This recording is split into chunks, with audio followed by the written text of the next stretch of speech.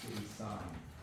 I don't know what you approved in January, but I'd like you to consider reversing it because I don't think the kennel is appropriate in Ocean City, and I'm going to discuss that now. I believe that you felt that if a non-approved business made it to the zoning board and the neighborhood didn't support it, it would simply not be approved. The fact that the application was narrowly defeated and the last vote said, I just need more information, tells me that it could come back. And that's not good. And the applicant is promising to bring it back through his comments in the newspaper, OCNJ. You have a different responsibility to our citizens than the zoning board. As elected officials, you should be the body in charge of approving or vetoing businesses that we want in our community. Just to be clear, our neighborhood is not afraid of change. We just don't want change with a foreseeably terrible outcome. You want the zoning board to be faced with approving a marijuana dispensary or a needle exchange facility. These businesses would dramatically change the perception of our community. And city council, not zoning, should be in charge of that vote. I've heard some say, of all the neighborhoods, this is the best one for a kennel. Just because someone thinks our neighborhood is the best of all the other neighborhoods, it really doesn't mean it's appropriate for our neighborhood to have a kennel. You could use the same logic with a marijuana dispensary. Of all the neighborhoods, West Avenue is probably the best neighborhood for a marijuana dispensary. But that logic is ridiculous. So, I have 4 reasons why I would like you to consider reversing the ordinance and making kennels illegal in Ocean City. The first is obvious: property values and diminished peace and quiet of all neighborhoods.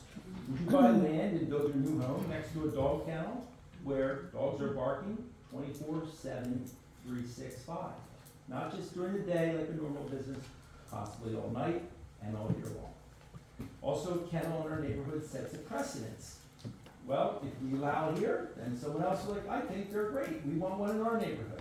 And you could be dealing with this again and again and again. Secondly, during Superstorm Sandy, our building had 4 foot of water in our parking garage. The building 15 feet behind us also had 4 foot of water in that building. If FEMA says humans are safest in elevated buildings, why wouldn't you require the same for a building housing 40 to 50 dogs? Allowing them to be caged on a ground level is simply putting dogs unnecessarily in harm's way. If you read the comments, if you read the comments of the kennel applicant in the Daily, he said he has money people to bring in other uses such as medical dispensary if we don't approve his reapplication. Is he serious? We're now being threatened that if we don't approve his kennel, we'll do something worse? Who's this guy? Do we want to make special concessions for a guy who plays the intimidation game with our neighborhood and our city? I don't think so.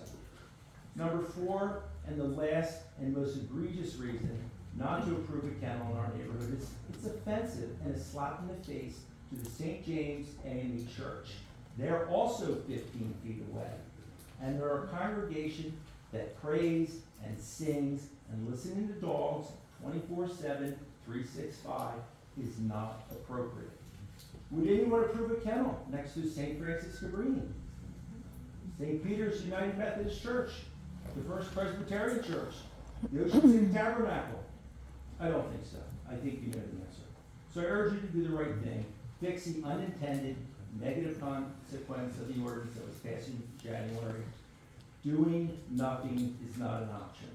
Protect our real estate values, protect our peace and quiet in our neighborhood, protect the congregation of St. James AME Church, and protect the dogs who will be caged without air, without green space, and whose lives could be at risk from an unpredictable rising flood of water. Doing nothing is not a good option. Our neighborhood voted 30-0. All of the positive votes that spoke at the zoning board were not from the neighborhood. I live at 34th Street. I came in from out of town. I thought it was a good thing to talk about. It's not the people in the neighborhood. Tom, thank you. Thank you. Thank you.